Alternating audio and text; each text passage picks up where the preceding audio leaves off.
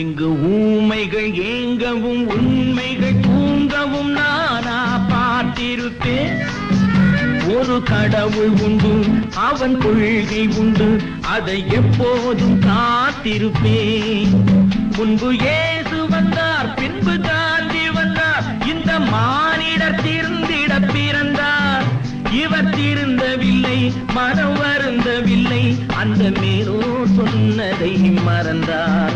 அந்த மேலோர் சொன்னதை மறந்தார்.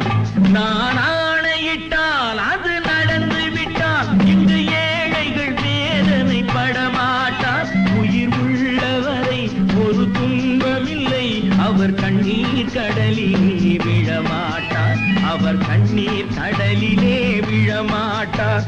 ஆஹா.